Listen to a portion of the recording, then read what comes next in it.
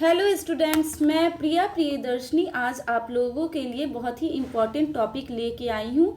Algae algae जो है वो बॉटनी के स्टूडेंट के लिए बहुत ही इम्पोर्टेंट टॉपिक है और हर साल इससे कोई ना कोई क्वेश्चन आना ही आना है। और आज मैं आपको बताने वाली हूँ एल्गी का क्लासिफिकेशन, इम्पोर्टेंट इकोनॉमिक इम्पोर्टेंस और भी उसके बारे में जो भी इम्पोर्टेंट टॉपिक है वो सब मैं आपको बताने वाली। एल्गी को हम हिंदी में क्या बोलते हैं? शैवाल। एल्गी जो होता है उसमें क्लोरोफिल प्रेजेंट होता है और ये थैलॉइड ऑर्गेनिज्म होता है। इसमें ना स्टीम प्रेजेंट होगा, ना रूट प्रेजेंट होगा, ना लीव्स प्रेजेंट होगा। ये ऑटोट्रॉफिक होता है। ऑटोट्रॉफिक हम किसको बोलते हैं? जो अपना खाना स्वयं बनाता है। हैबिटेट्स, ये कहाँ पाया जाता है? फ्रेश वाटर में प्रेजेंट होता है, पॉन्ड और लेक में पाया जाएगा। Marine water sea, brackish water, fresh water plus marine water को हम ब्रैकिश वाटर कहते हैं, ये वहाँ भी प्रेजेंट होगा।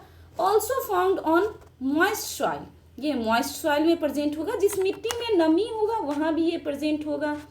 उसके बाद ये स्टोन पे भी प्रेजेंट होगा, लकड़ियों पे भी प्रेजेंट होगा, लाइकेंस पे भी प्रेजेंट होगा। बेस्ड ऑन स्ट्रक्चर, अब हम इसके स्ट्रक्चर के बारे में डिस्कस करेंगे कि इसका कैसा स्ट्रक्चर होता है। तो ये माइक्रोस्कोपिक यूनिसेलुलर होगा।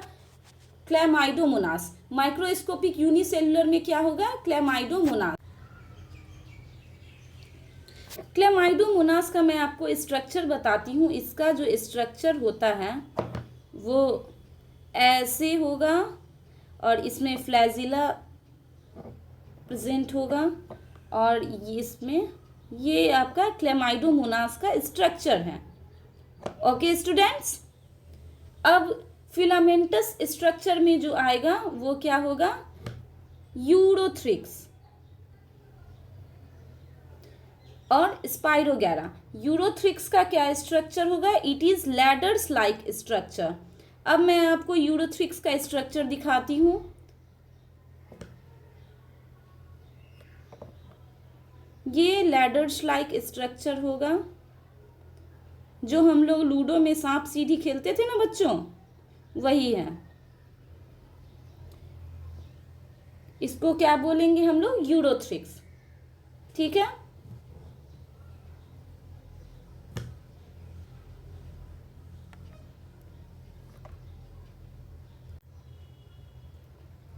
मैसिव केल्प, इसका स्ट्रक्चर कैसा होगा स्टूडेंट्स? ये मैं आपको बताने वाली हूँ कि ये ऐसे पहले रेक्टेंगुलर शेप में बनाएंगे, फिर एक लाइन ड्रॉ करेंगे।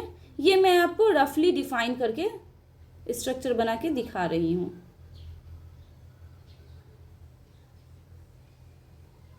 Okay.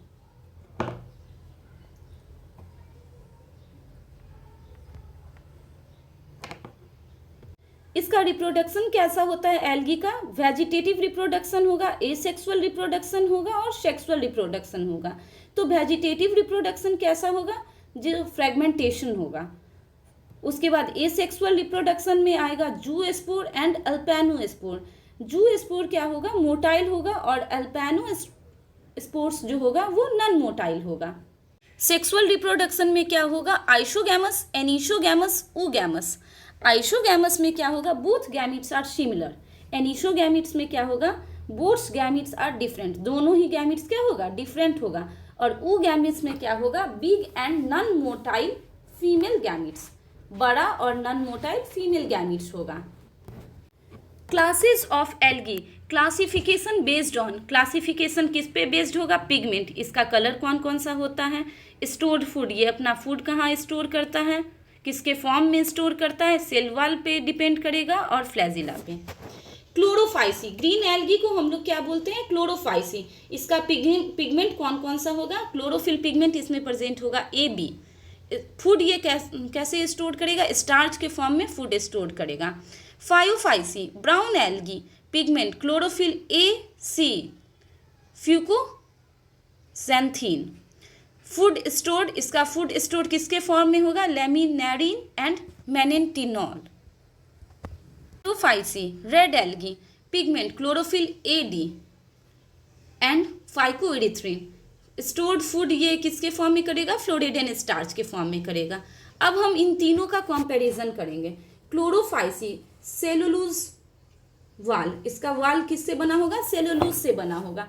2 to 8 equal apical flagella, flagellated zoospore, sexual reproduction, इसमें क्या होगा, सेक्सुअल रिप्रोडक्शन होगा। आइसोगैमस, एनिसोगैमस एंड ऊगैमस, तीनों के थ्रू इसका रिप्रोडक्शन होगा।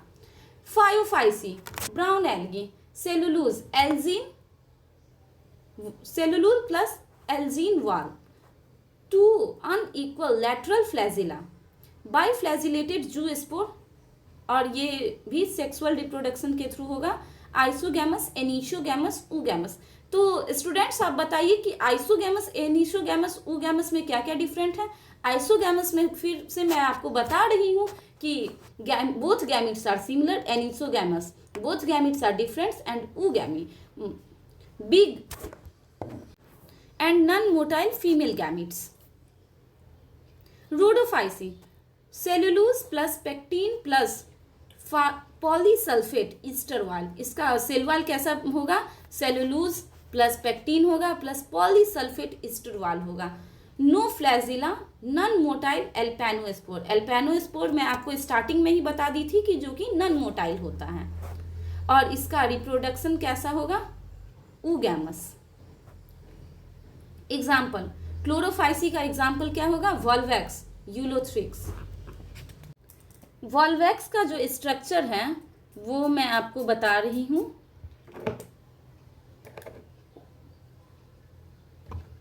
ये है, ये एक बड़ा, उसके बाद ये पॉइंट, फिर ऐसे बड़ा कर देंगे, फिर ऐसे, और इसको हम क्या लिखेंगे, वॉल्वैक्स।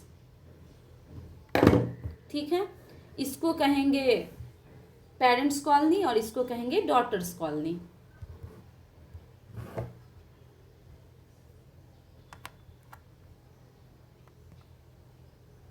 ठीक है, अब यूलोथ्रिक्स ये जो होगा वो लैडर्स लाइक स्ट्रक्चर होगा, मैं आपको पहले इसका डायग्राम दिखा चुकी हूँ। फायोफाइसी लैमिनेरिया, फ्यूकस, डिक्टियोटा। लैमिनेरिया का क्या स्ट्रक्चर होगा वो मैं आपको बता रही हूँ स्टूडेंट्स, ये लीफ लाइक स्ट्रक्चर होगा। और ये क्या है, लैमिनेरिया।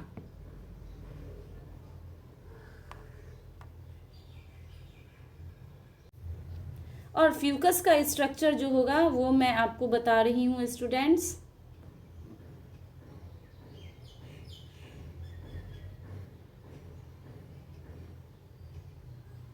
ये क्या हो गया हमारा, फ्यूकस। ये मैं रफली डायग्राम आपको बता रही हूँ, फ्यूकस जो है ऐसा ही होता है। ठीक है,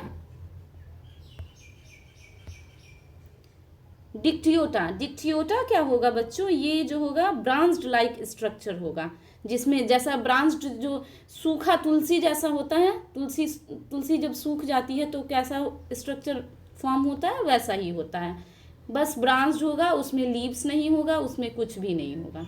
ओके, ये क्या हो गया, डिक्टियोटा।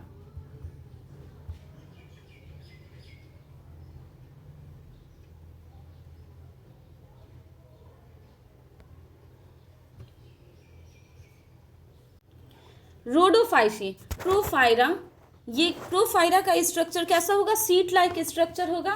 और पॉलीशिफोनिया, पॉलीशिफोनिया का स्ट्रक्चर होगा वो ब्रांच्ड लाइक होगा। इकोनॉमिक इम्पोर्टेंस, इकोनॉमिक इम्पोर्टेंस अब मैं इसका बताऊंगी। Chlorella protein supplement, space food, space food में ये इम्पॉर्टेंट है क्लोरेला, जो कि हाईली प्रोटीन कंटेन करता है। स्प्रोलिना ये भी प्रोटीन सप्लीमेंट है, इसमें हाईली प्रोटीन होता है। Laminaria and Sargassum source of algin, ये किससे हमको मिलता है, ब्राउन एल्गी से। Gelidium and Gracilaria source of agar, ये इससे क्या बनता है, एगर मीडिया बनता है। एगर मीडिया किससे बनता है, रेड एल्गी से बनता है। Agar used as culture media in laboratories, तो स्टूडेंट्स, आप इसी तरह बॉटनी स्पेशल देखते रहिए और लाइक और सब्सक्राइब करते रहिए, अपने इस गाइड को आगे बढ़ाते रहिए। मैं यही चाहती हूँ कि आप एक सफल टीचर बन सकें। और teaching is the only profession which creates all the profession. इसी पे यह टीचिंग जो प्रोफेशन है, यही सारे प्रोफेशन को क्रिएट करता है। और मुझे टीचिंग बहुत पसंद है और ये सेक्टर बहुत ही अच्छा है। आप लोगों को भी बहुत मज़ा आएगा। आप लोग भी आगे बढ़िए और सक्सेसफुल होइए।